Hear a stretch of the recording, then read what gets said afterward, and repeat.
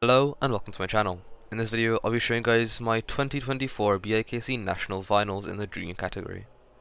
We get straight into it as I start in P2 and immediately get overtaken on the inside by Edgar Azevedo, who I then get pushed into at the second corner by the drivers behind me, causing him to spin out and me get back into P2.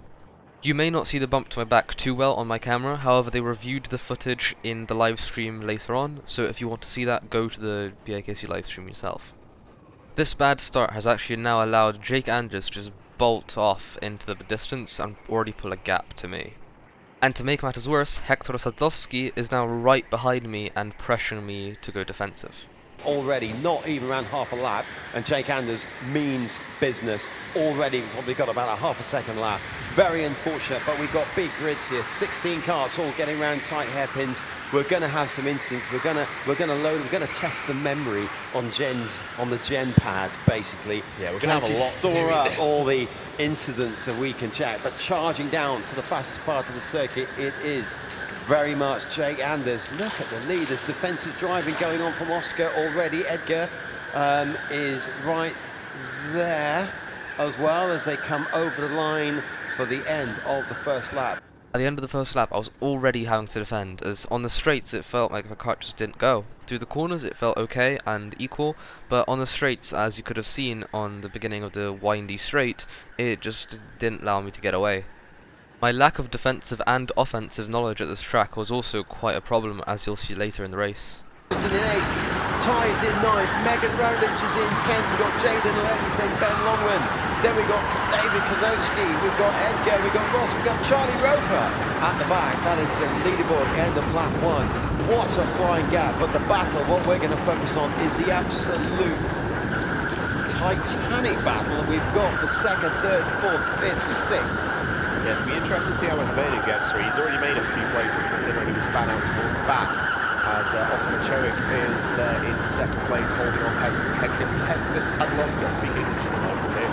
Rudy Cruz right up behind him. He's made 2 positions. Matthew Sow has also made 2 places. David Sniesko, I think, has made 3 off the start. It's a very good start for him. Ben Hamilton has gone from 10th into 3rd, into 7th as well. After I defended for about a lap, you could notice that Hector dropped off a little bit, as the other drivers had caught up due to my slowing him down, which then allowed me to have some bit more breathing room. Unfortunately though, I make a slight mistake going down to the hairpin, and it just costs me a lot of time, allowing him to catch right back up to me. Now there's a train of 5 karts right behind me, and I'm just hoping that they really start fighting each other in order to get more positions instead of trying to go for me. That would be a great benefit, as I would then just be able to get away and have some free space. That will not be happening though, as Hector sends an overtake at the 3rd hairpin there before the windy straight, which nearly pushes me into a barrier on the exit. This actually gives him a 5-second penalty, which is added later in the race. I also managed to hold off Rudy Cruz, who stuck his nose up the inside as well, by just going around the outside of him, as I still had more overspeed. This allowed me to at least keep P3. After I noticed that Hector still had a gap to me and that I still had drivers right on my bumper, I decided to just try and keep my position and hope to not lose any more. I got a bump coming out that corner there, which scared me a little as I nearly went into the barrier wall, although it wasn't actually that big of a deal. 4 seconds is the gap at the front, but the rest of the field is so close behind. It looks like Sadlowski now has just started to make a bit of a gap against Oscar, who's having a very, very defensive drive against Rudy Cruz in the 22. I've seen Rudy do quite a lot of racing. I don't think he's going to be sat there for very long. If there is even a small sniff of a gap, he's going to end up going for it. See, for me, the carts just got really loose there. Just to go over this part of the circuit, they just got loose. A lot of drivers got nudged. A lot of drivers ended up with just the ability to gain an advantage underneath that section. It's no wonder we ended up with a few position change. And Ben Hamilton, here we go. We've got a 5-second penalty for car number 30 for what happened on the first. So Hector is going to get Hector Sadlowski is going to get a 5-second penalty. And at the moment, that would put him all the way down into 10th position. So that's how important it is to keep the racing nice and clean, has to be said. So Hector, that's bad news for Hector. There is the opportunity to appeal these things that happen, but he's going to be going down Cruz the order. goes for it. Cruz just thinks about it down the inside. He probably doesn't know that 35's got the penalty yet. I'd assume they'll get the board this time around. as they go through the top end of the circuit. Matthew So now is trying to go down the inside of Rudy. Oh, contact! Cruz has been spun. Looks like he tries to go 3 wide through the Dunlop Bridge, and that looks like there's a red light. Is that yellow or is that a red? I can see that the camera looks very bad. It's yellow. So that looked like Rudy Cruz was spun out of the bottom section of the circuit. The lights are now to red. So red flag session has been paused. The session. Okay then, now would be a great time to explain what actually happened. At the second hairpin, after the start line, I got nearly overtaken by Rudy Cruz, who found a gap and took advantage of it. I managed to hold around the outside, keep the inside for the third hairpin, but then he tried to keep the inside going out of the third hairpin onto the windy straight, which I managed to hold off again as I had more speed. And then going into the Dunlop second corner, him and Matthew So or some other driver had a bit of a collision, which caused this red flag as there was a large crash back there. Now, sitting here, I actually didn't even realise that Hector had a penalty yet, and even then I was shaking my head at the fact that he overtook me there, as it didn't seem like a fair move to me, since he just caused me to get bumped out the way. Like this to pull that sort of gap straight away. Oh, a lot of drivers shaking their head there. Look at that. Yeah, it's a bit shine off of them. Like, so that's 35. That's Oscar and Matthew. Oh, he's got the lights now going back to yellow. He knows somehow he's got the penalty. So those guys were definitely involved in that incident. The team are going to be looking at it very, very close. You could see them all pouring over it as race director Darren McCall looks at it with Bieber and Wolfgang alongside him. As the carts now will all come round onto the double grid, and the red, it's probably a good time to explain the restart procedure. Now we've got a red light in the heat of battle. So we've completed more than 2 laps, so the way this will work is it will be effectively a count back from the last time the carts went over the line. And there's a very good sign there from us, because I can see Rudy Cruz is moving again, so he's involved in that incident, but it looks like he's continuing, which is a very good thing to see. On the restart here, I am actually in second place, as Hector got the penalty applied then and there, so I was still on the outside with Rudy Cruz right on my inside, and I was determined not to let what happened with Edgar Zavedo happen again. However, not everything you want comes true, so I do lose the position. This means that I'm really not happy with myself, and it's really getting in my head. I'm going to probably start driving worse because of this, and I'm getting really annoyed, as you can see with my head shaking. So now I just get my head down and defend or get away from Matthew So. I was actually able to keep with Rudy through the bottom section corners, but on the corner before the up ramp, he just got away as the top speed of his car was just better than mine.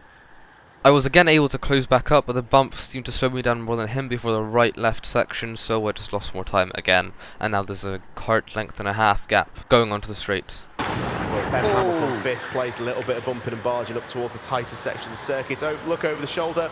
Jake Anders now leads Rudy Cruz, who's had a very good restart there, as Matthew So is tucked under the rear bumper of Oscar Machowiak, as they go up the top end once again to try and complete another lap here. Just 3 minutes remaining on this first heat for the juniors.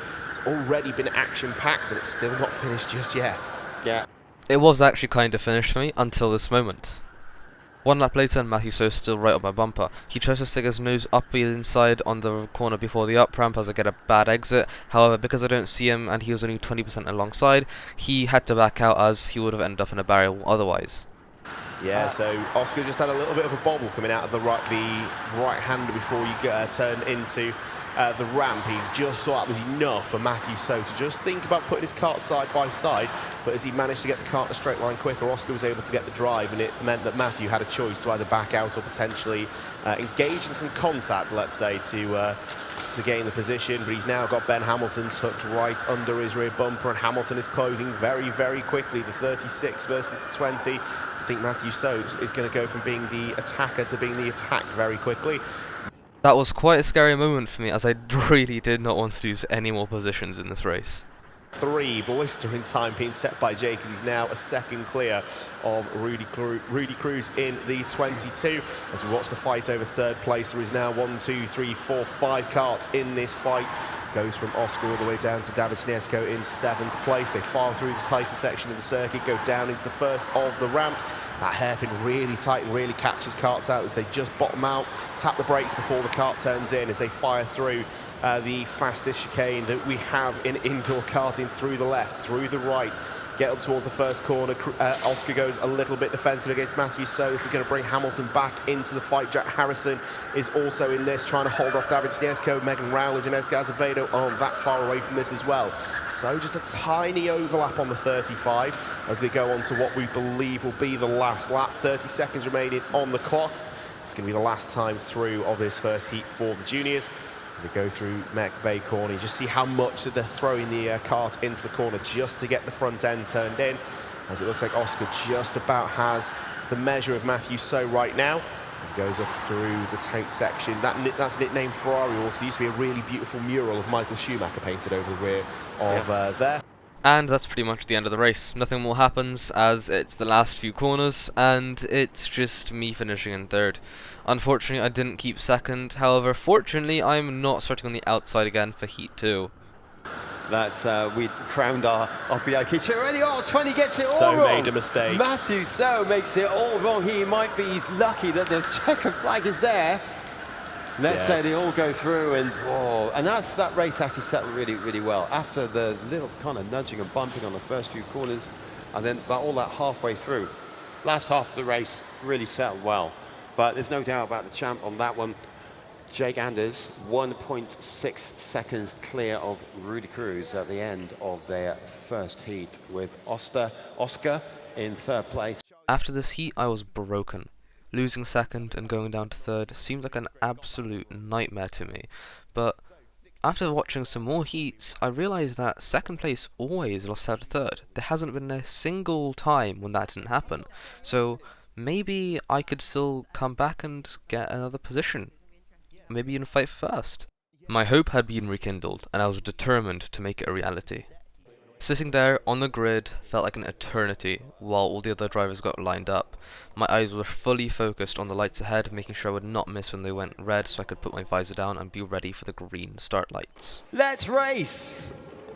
Here we go. Jake Anders leads away from pole position, Rudy Cruz. Now, a bit of a slide there. That's going to cost Rudy. That might cost Rudy. Oscar there might see a bit of a chance, but he's hold on, and look at this. There's a lot of contact. There's a lot of bumping going through those hairpins. Will they settle down? No, we got a spinner. It's all gone wrong. He's facing backwards. I could see that coming from about three corners away. They went into the third hairpin 3 wide, which is fine on the way in. However, you can't really run 3 wide on the way out. So it was always going to come to blows, and there was a little bit of contact. What I will say is it looks like Ben Hamilton has been absolutely mugged there. He started 5th. I'd probably say he was back in about 8th, maybe 9th at one point. Let's see. Well, and that is definitely one for the Gen Pad. Right, here we go. So Jake Anders, let's have... I succeeded. I was able to get the jump on Rudy Cruz as I had the inside, and it's just really, really impossible to defend the outside at this track, which meant I was back up into P2 where I qualified at the start of the Heat 1. This meant I just had to keep that position. I would have a decent starting position for the semi-finals, I would hope. My job now was to just not let the position get back into Rudy's hands, as he was right behind me, so I had to go extremely defensive, as I knew he would go for any opportunity that showed itself. After watching some other junior drivers' defensive lines in a different heat, I was sure I knew where to fix mine and how to improve them. This gave me confidence in knowing that I could and would be able to defend Rudy Cruz for the whole race. David Sniesko, I nearly got it wrong again. Jaden Stephen has come out, is in P10 at the moment, but it's still Jake Anders leads the way, 2.5 seconds on the opening lap. That's not even funny. That's just ridiculous. Yeah. Oh, look, real swerve defensive there. Real swerve from Oscar. Rudy Cruz really wants that back. He really missed out there. And he wants that position back. There's no doubt about that. In fact, there's a look at it alongside, tucking in. Is what Jack Harrison there, another check behind. Oh, and even shake of the head there from Jack Harrison when it's like you're going to have to do a little bit more to get an overtaking move done at BIKC, I think. But Oscar is now full on defense from number 30, Rudy Cruz. Rudy Cruz really looks significantly quicker, it has to be said, at this particular moment in time, throwing the kart around. It has to be said, much looser than Oscar in front, and yeah, coming down onto the fastest part of the circuit, and this is where there was some real defensive, almost swerving in the braking zone, dare I say it. See there, he gets a little bit of a swerve, almost like a dummy just there. Brings the car right to the inside to just slam the door in the face of Rudy Cruz to make sure that he cannot overtake. Look at this, long side. He's going to tuck This in is the old switcheroo. a little bit of a touch. If he's not careful now, we're going to get the entire grid racing each other. Yeah, so it's going to be Jake Anders in first and everyone in second place, as Oscar's really soaking up the pressure here. So it's Machowiak, Cruz, Harrison, Rowledge, Azevedo in this fight that we can see. Difference now is Harrison's joined it. It is Harrison, no doubt. Rowledge are in this. Azevedo, Hamilton, maybe even Snesko behind as well. Just looking for the purple overalls. Yep, he's in this fight as well. So you've got second through to ninth that are running nose to tail. So 8 karts in this fight over second place. This is what BIKC is all about. We absolutely love it when you've got everyone nose to tail. And yet, this still was not the peak of what this heat will be showing. 2.5 seconds clear Contact of there. Everyone else here. Slight as Rudy Cruz contact. has Jack Harrison around his outside. Frustration He's getting in here. Yeah, he's focused a lot on Oscar Machowiak. He's got to be careful here that he doesn't end up making a rash overtake and ended up picking up a time penalty, because they are being absolutely ruthless with them today. We've already seen 15-second penalties handed out for advantage by contact, which is a massive penalty in the scale of this. If you ended up, even if Jake managed to pick up a 15-second penalty, that would be enough to drop him to dead last, just to give you an idea of how severe something like that is. At the moment, though, he's nearly 7 seconds clear of the fight for second place that we're watching now versus Machowiak, Cruz, Harrison, Rowledge, Azevedo, Hamilton, Snesko are all nose to tail. And now Jake breaks the all-time lap record of Team Sport Warrington. So big shout out Whoa, to Ross McLean. that's a lap record. Jake Anders, a 50.985. That is the first time I've seen a 50-second lap around this circuit. We called that it might happen. However, that is an outright lap record he's just set there. That's 3/10 faster. And he's about 1.5 seconds quicker than the next available driver.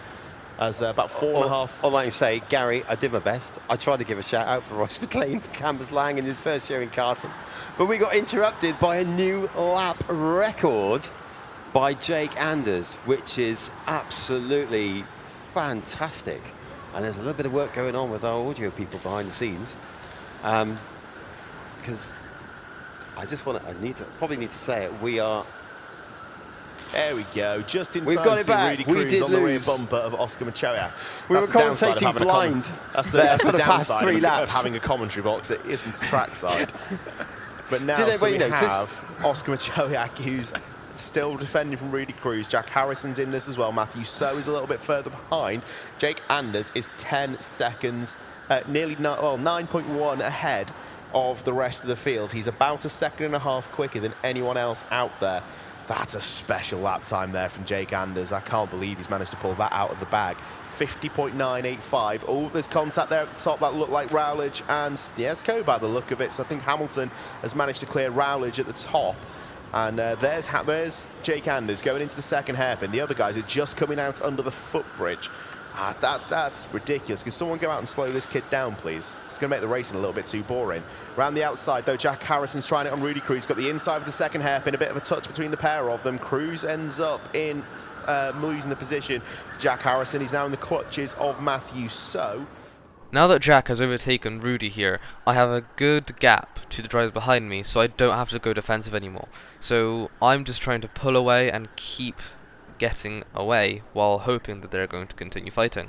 Is now running in 10th position, so they're starting to make some inroads into the field as well, and closing in on this massive fight. There's no other word to describe it, for second place. And I think if they can get into this fight, maybe bring Ty and David Kaznovsky into this as well, then we could end up with something like 13 karts fighting over second place. And Jack is right behind me. Seeing as he was also able to avoid the carnage behind and get away from them, he is right back on me and trying to overtake me. So I have to go defensive again. As you can see, I have to go defensive even going under the second Dunlop corner and going under the track. This means that I just can't pull away, and I have to again defend my position, which is getting quite frustrating, I must say. When defending, however, my aim is to try and slow down Jack Harrison as much as possible in order to get the drivers behind him to catch up and then start fighting him, which would then possibly allow me to get a gap again, like with what happened earlier, where Jack overtook Rudy. So that the boost functionality is there, because Speed 4, it doesn't really affect it, but also Speed 3 is, as we have already seen, almost as fast as last year. It is as fast, if not quicker, than what we saw last year. The juniors are already about 8/10 quicker than what they managed last year, as we're currently watching the 36 of Harrison trying to get on terms. Oh, he's on the inside. Oh, there's Rudy Cruz back Look on the at inside that. of Harrison. We saw contact between the pair of them beforehand. That looked like that may have been a bit of a receipt. know. Here comes Azevedo. Azevedo thought- side by side there on the inside. So that looks like Harrison's lost not one position, that's 2 positions. And it looks like Ben Hamilton's going to try and get in there as well. That looks like these guys are giving us some content to review later on. I thought he was alongside there, I tell you what.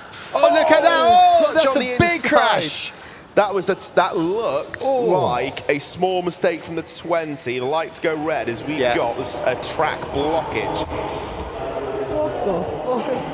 5, 6, 7, 8, 9, 10, 11 karts involved in this one. And As I all the think marshals go we up. just need to check here that everybody is absolutely okay, because that was that looked a little bit brutal, especially on driver 20 there, Edgar.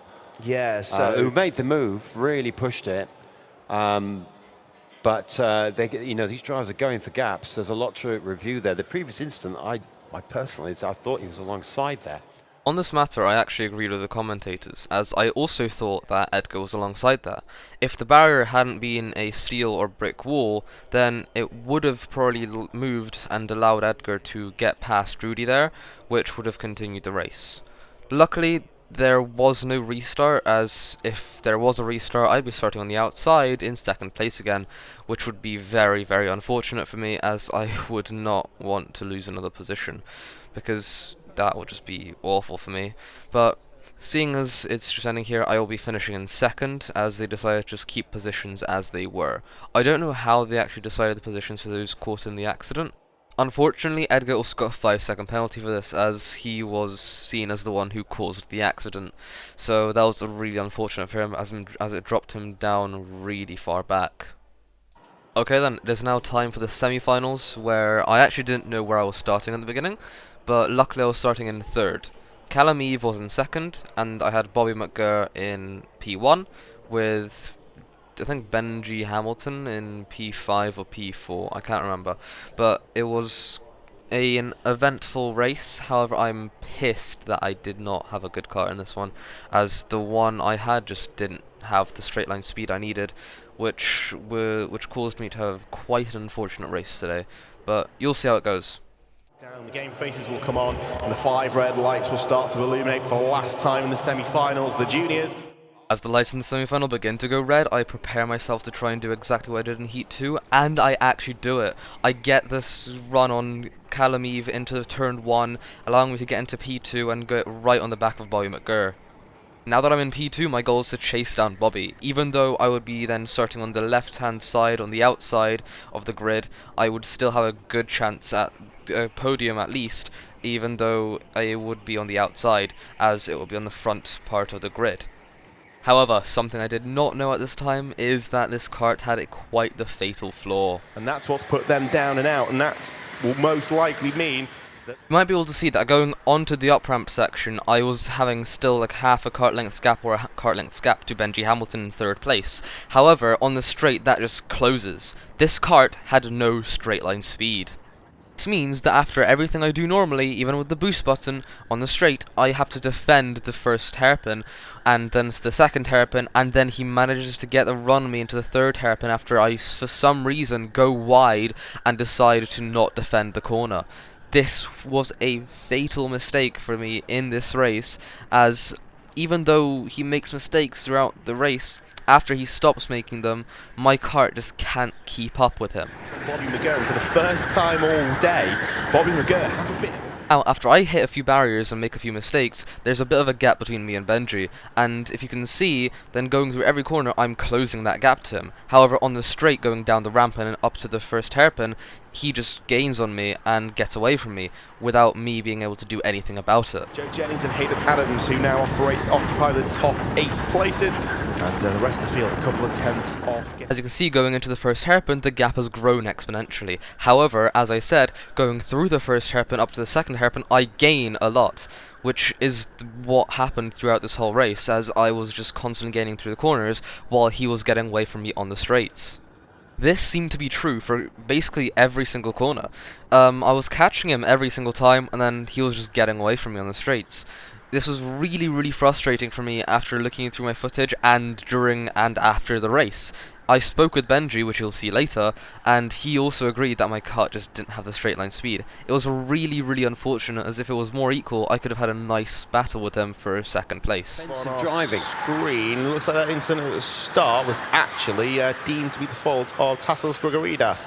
He's been handed a 5-second time penalty for the contact at the start that has dumped Rowledge and Hackworth down towards the back end of the field. So the incident's been seen, the incident has been penalised accordingly, as we now watch Oscar Machowiak up on the top end of the circuit trying to get back on terms with Ben Hamilton, who got his way back through. What is the gap this time around as the penalty board is ready? It's 2.3 seconds. Bobby McGurr has got the bit between his teeth. Yeah, so Bobby McGurr has the bit between his teeth, a 51.509 he's running at the moment. That's dangerously close to what Anders did in the first one. I think it's only about a tenth or so off, so this could actually be a good fight for pole between the two of them. But he is 2.35 seconds clear of Ben Hamilton at the moment after 3 laps. And again, you can see this happening yet again going out of the top section.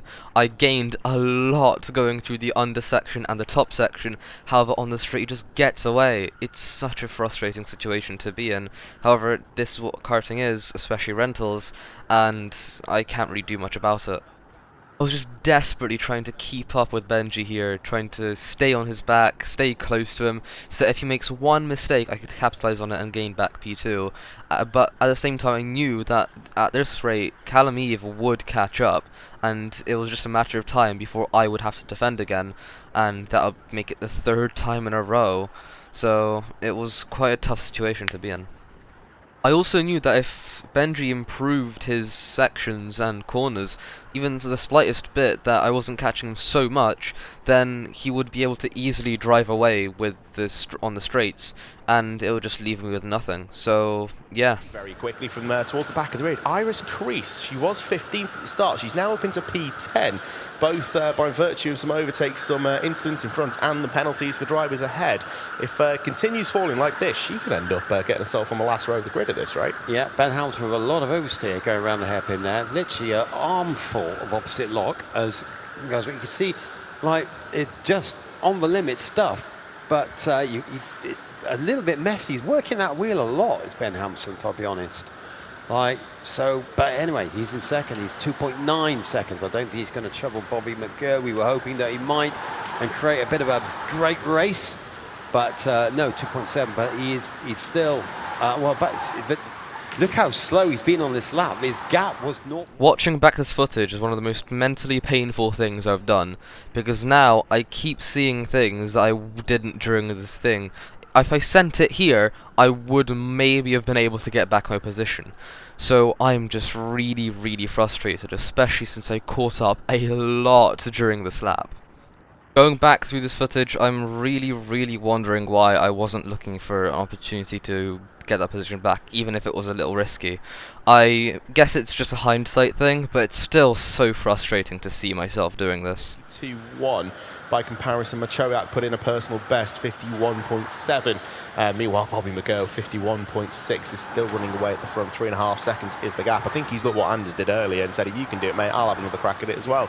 So Hamilton now trying to defend with another driver who's adopted the full European driving style, hands on the top of the steering wheel, and the move that we call the full Chris Ball as he's going down into the bottom section of the circuit, and try and stay in control of this number 2 Biz car. He is very aggressive on the turning, just gets the car thrown into the corner. He can't, I don't think he can get the front end. It's like he's trying he's really turning hard and then he's to get the front end in. It looks there. like the tyres are overheated a little bit from all the scrubbing that he's done. Well, if the tyres are overheating, he's just set his personal best of the race, a 51.831. Now, adding onto this car's already lacking straight line speed, I'm making my own driver errors in the corner at the up ramp.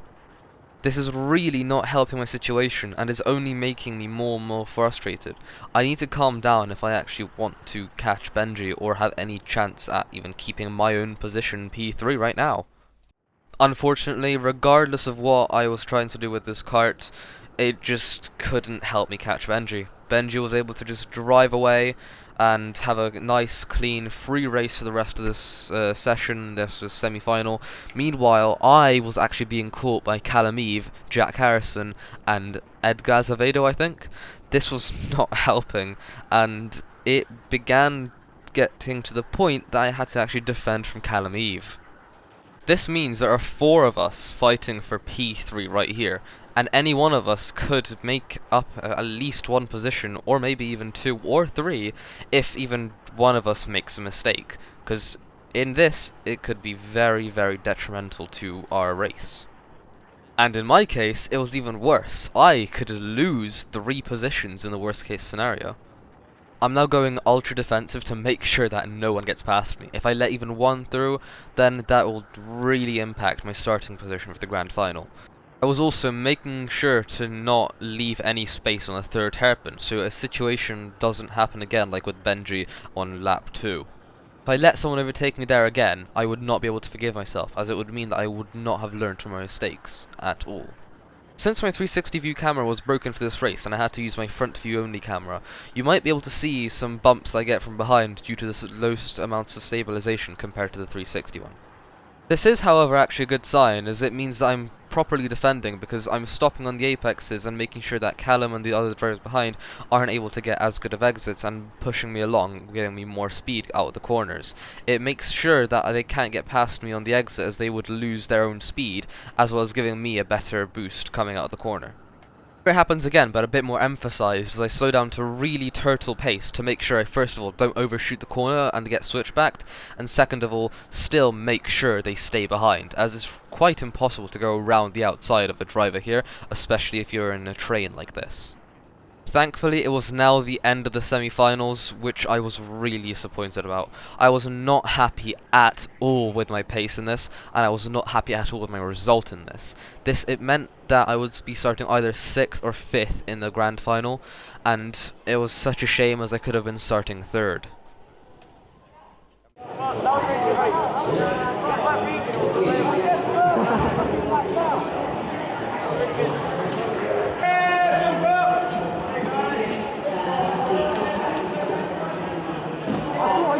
You on 3rd hairpin, but it didn't work out. Great race, Oscar. What am I doing? I don't know. My top wasn't even like insane. It was alright. It was just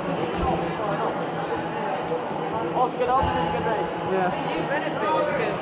Oh, your car didn't go off the line. It didn't go. I managed to get... And then I got punted into you. Yeah. Someone punted into you. Well... Oh, keep the helmet off. I'm basically driving Cyber Williams cars all day. This car. He's looking at them. They're looking for me. That's Ben. Yeah, Ben. Yeah, yourself, yeah. So you had a 5-second penalty for ABC. That one. Now, I must say, I would be lying if I didn't say that I was hoping he got that penalty. However, fortunately for him, it was for a different Ben, so he kept his position. Anyway, let's get into the last race of the day, the BIKC National Junior 2024 Grand Final. Okay then, we are now gridded up for the grand final, where I am starting in 5th position, behind Benji Hamilton and Frederick Navarro, who's on my outside, and then Bobby McGurr is in 2nd, also on the outside, and then we have Jake Anders in P1 on the inside, right in front of Benji Hamilton. To say I was nervous for this was an absolute understatement. It was my first time at a live streamed karting event, so I was really stressed out about this. However, it didn't change the fact that I had to do it, and that's exactly what I did. Now I'll allow you to witness the beginning of the final without any distractions from me. Lights go out. We will be racing for the last time here. And let's have a look. So, lights come on. Here's the sequence. 3 lights, 4 lights, 5 lights. Green, green, green, and Jake Anders gets away from the line. Ben Hamilton tries to go down the inside. Bobby McGurr looks like he's trying to hold him around the inside. And that is Ben Hamilton into second place. McGurr is down in third. Navarro is now in fourth place. And that looks like Callum Eve is already making moves. I think Jules Larkin has fallen down the order a little bit. He's out wide, the one in the red suit, the black helmet. He's tumbling down the order in the early laps here. He's lost a position there by the looks of it to Matthew So, maybe Jack Harrison as well. But it is Jake Anders who leads with Ben Hamilton and Bobby McGurr. We go straight in for the first Joker laps as karts come straight into the pit lane. This is where we start to see the strategy play out. So drivers maybe that are down towards the back end of the pack trying to pit in and get into some clear air and see if they can try and run away and hide. This is going to be the point where we'll see them start coming out.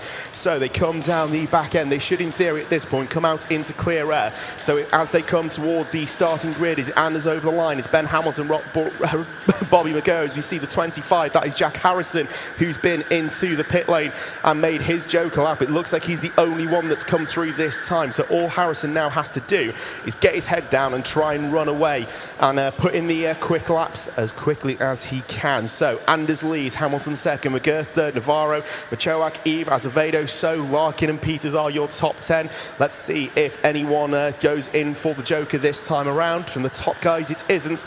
And we've Jen's already said.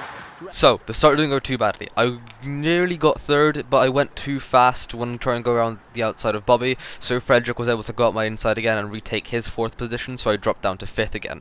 I was close to dropping down to more positions as we were going 3 wide into the third hairpin, but luckily that didn't happen.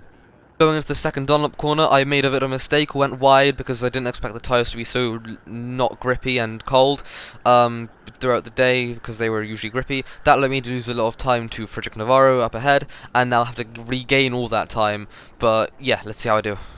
I was hoping to put in some good lap times and stay out for as long as possible so I could have a good chance at not being caught up in traffic later on, and that's what I'm going to try and do now, as I'm also going to try and catch up to Frederick, who's up ahead in P4 now. A few drivers come through the pits. I make it 3 at this point. There's another one in. That's Jules Larkin, who's come into the pit lane for his Joker. That's car 39 from 8th place that's popped in through the pit lane.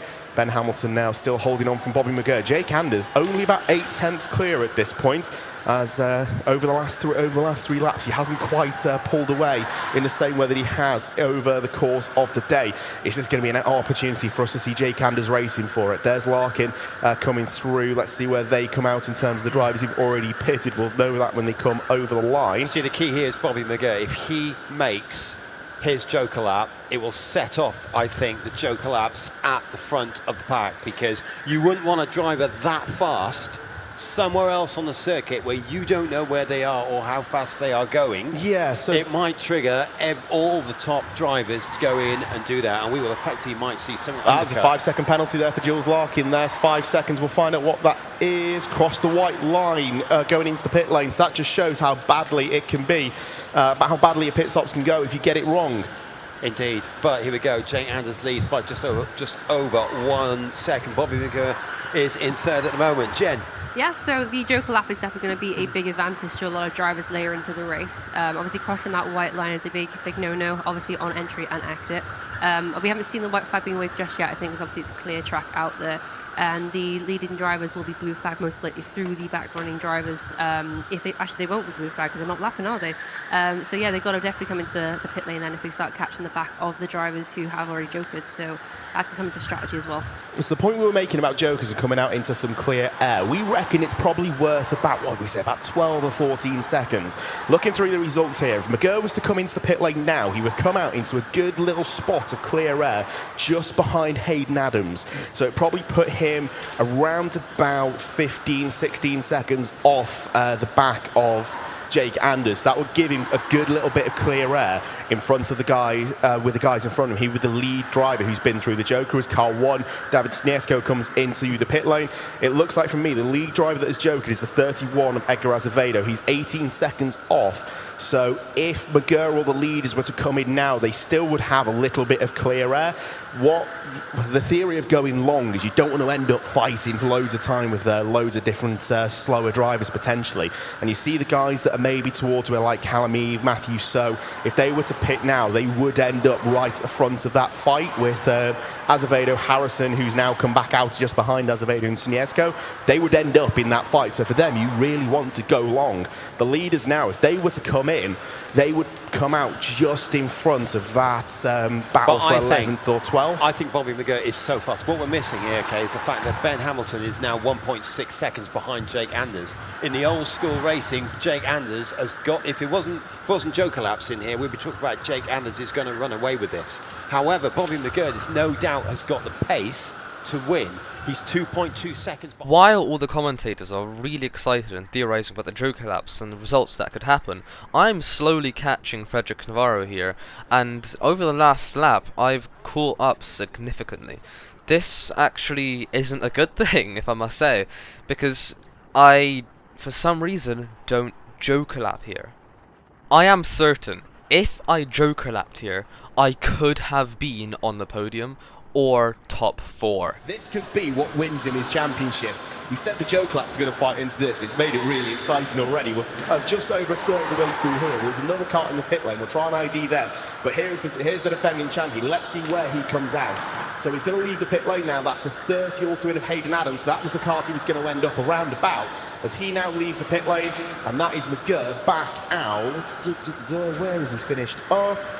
As we look through our timing screen, he has come out in P9 from what I can see here, and he's got quite a bit of clear air. And here comes Ben Hamilton. You said it would trigger it. So Ben Hamilton's come straight in 1 lap later for Bobby McGurr. This is now the most important lap of Bobby McGurr's life. He's got clear track in. As you can see, Frederick Navarro is defending from me, which is losing me so much time. It really hurts me to watch this. And as you can also see, Benji pitted earlier on this lap as well, which if I followed him, I would have again been able to fight with him and Bobby later in this race. Because I'm contesting Frederick Navarro, Edgar Azevedo, who pitted early, is now putting in some really good laps in clean air, which then allows him to later come out in front of me after he started 11th. For one more lap, Absolutely. that would have changed everything. But now Ben Hamilton is the leading driver who has pitted. We said these Joker laps were going to be fun. However, this has just added another level to it. This now brings in Frederick Navarro, because obviously Ben is going to defend now for position, and Freddie Navarro was 4th on track. So if he comes in late, he could jump both of them in the pits. So Navarro, if he can stay out now, This is nothing more than a personal driver or strategic error. It is my own fault for doing this, and I just need to learn from it and use it as knowledge that I need to be more aware of what is happening and what my strategy and plan is, because otherwise situations like this could continue happening if I do endurance or nationals again, and if I make the same mistakes again, then I would just be really angry at myself, as mistakes are for learning, and if I don't learn from them, then they are pointless and just detrimental to me.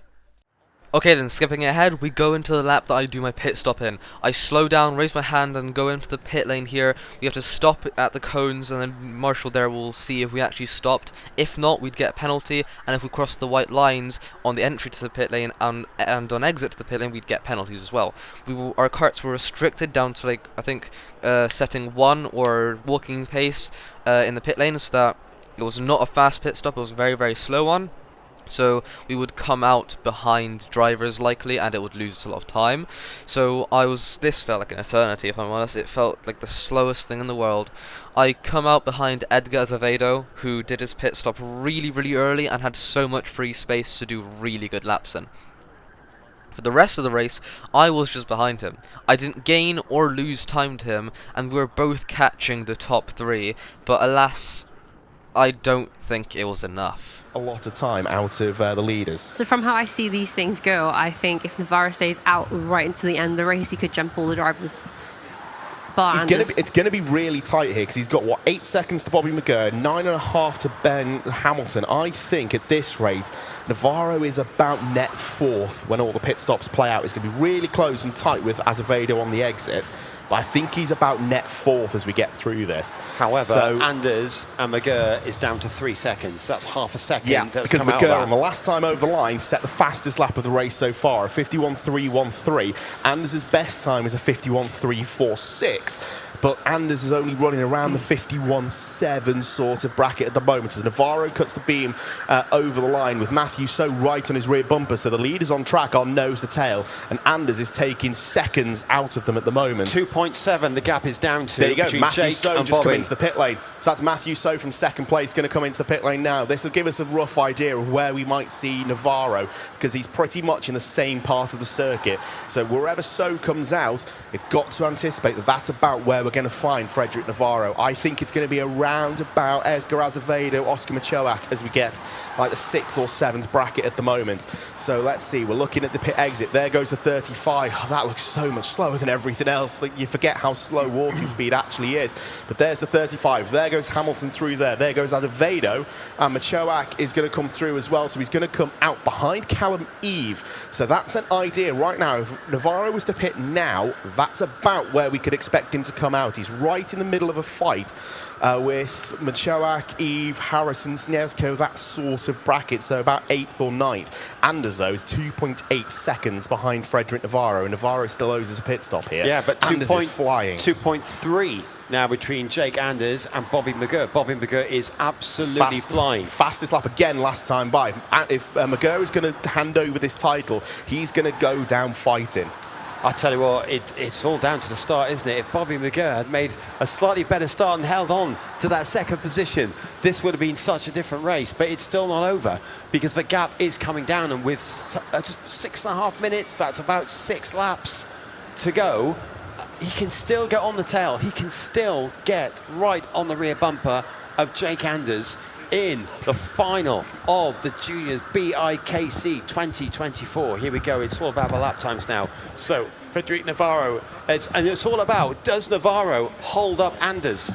Well, If the they gap stay- now is down to 1.9. Exactly, 1.9 seconds. If Navarro stays out any longer, he will slow down Jake Anders, giving Bobby McGurr maybe a helping hand. So there's Jake Anders at the moment. You can just about see Frederick Navarro in the 15s in front of him. Bobby McGurr, you'll just be able to see coming down the ramp now. So those two drivers in the bright blue helmets, very distinctive looking helmets for the two of them, are the two fighting for the championship. You can see how much they've caught up against Frederick Navarro here. So Navarro owes us a pit stop, but so far has put in a fantastic fight.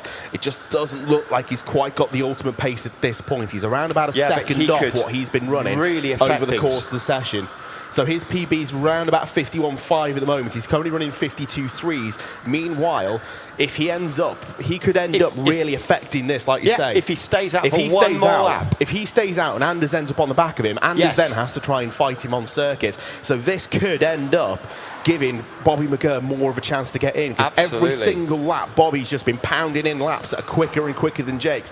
Jake is a very quick driver. We've seen him race quickly today. What we haven't seen him do is fight on circuit. See, now he's going to start holding him up, because that gap is now a visual gap. That's almost like they are genuinely racing for the lead, which they are not because of the Joker lap. But now there's no doubt that Jake Anders being held up. This is the opportunity. Bobby McGurr so unlucky off the start line, but he's got a chance. He's got a lifeline here. And if Navarro stays out for another lap, if Navarro stays out for another lap, then this is, because now look at Jake Anders. He's just all over the road. He's all over the road. No, he stays out. He stays out. Defending like mad. This is going to mean. This is could going be to the mean Bobby championship McGurr unraveling for Jake Anders. Anders is going to have to try and clear Frederick Navarro as fast as he physically can. Look how quick McGurr's caught up to him. It's only taken a handful of corners, and Jake Anders is now fighting for his life to try and win the British Indoor Karting Championship. We've seen how quick he is. Now we get to see how good he is at overtaking. Bobby McGurr now is right on his rear bumper. Anders is going to look over his shoulder. He's going to see where he is and realise he's a lot closer than he thought he was. These guys are now fighting for the championship. They're side by side. Side by the 20 side. and the 32. Navarro's in. He's going wide. Navarro owes us a pit stop. McGurr tries to cut back on the inside. Anders looks over his shoulder. He knows that he's there. There's 4 minutes remaining. Remember, the lead driver in orange still owes us a pit stop. The two that are fighting for the title are the 20 and the 32. It's Jake Anders, the driver who finished 10th last year, the fastest driver over a single lap as Navarro comes into the pit lane and gets out of the way, versus the defending champion, Bobby McGurr, trying to take his second BIKC title on the bounce. Anders, the 14-year-old, again would keep up the record of a 14-year-old winning the BIKC every single time, but now he's going to look over his shoulder and see the experienced head of Bobby McGurr and realise he's got a race on his hands now. This is the battle, Tom, we wanted to see all the way through, and we have got it for the next probably 2.5 laps. Anders is defending like mad.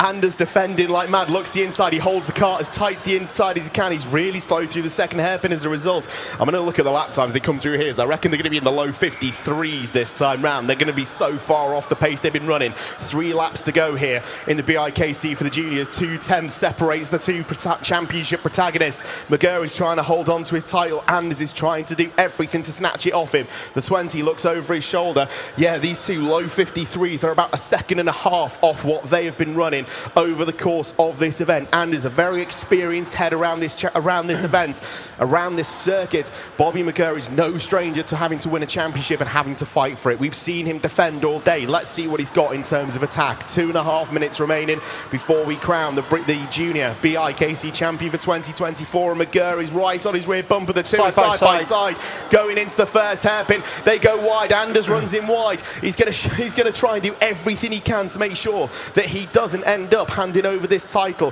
McGurr holds his hand up. He's like, what is going on there? And they go down towards the bottom section of the circuit. Okay, here we go. Well, here we go. We are now right in the closing stages for Bobby McGurr. He's had such a crazy race. He started off with a terrible start. He's managed through the Joker laps to bring himself right back into contention. And now he's got about 1.5 laps in order to become the BIKC champion. Once again, he is the defending champion. Jake Anders has driven brilliantly all the way through the morning. It is now absolutely down to the wire. 0.198 seconds. Here we go. Now it's all happening at the end of the straight. That's where it has been. That's where the big defense is going on. He goes really defensive. And Bobby McGurr goes wide. He's going to cut in. He's going to try to go around the outside. He's going to cut in. He needs to get a really good slingshot. He's not got enough just there. He looks like he's trying for it, but he's not quite close enough. Warning goes out there. He needs to consult race control to see what that one was for,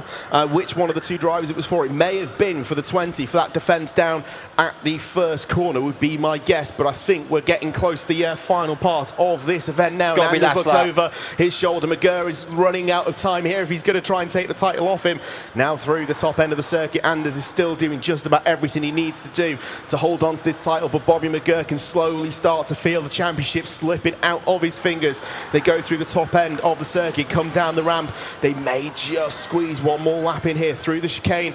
As they go once again up towards the first corner. Massive defence from Anders as they go through the top end of the circuit. Bobby's going to make a move. He's going to have to do it now. He's running out of opportunities. Anders looks to the inside. He knows that Bobby's not got an answer for him as they go through the top end of the circuit.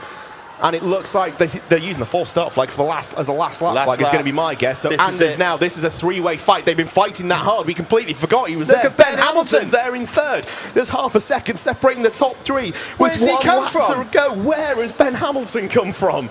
Up onto the top level of the circuit once again. Anders now. Through comes Hamilton. Here we go. He's in third place.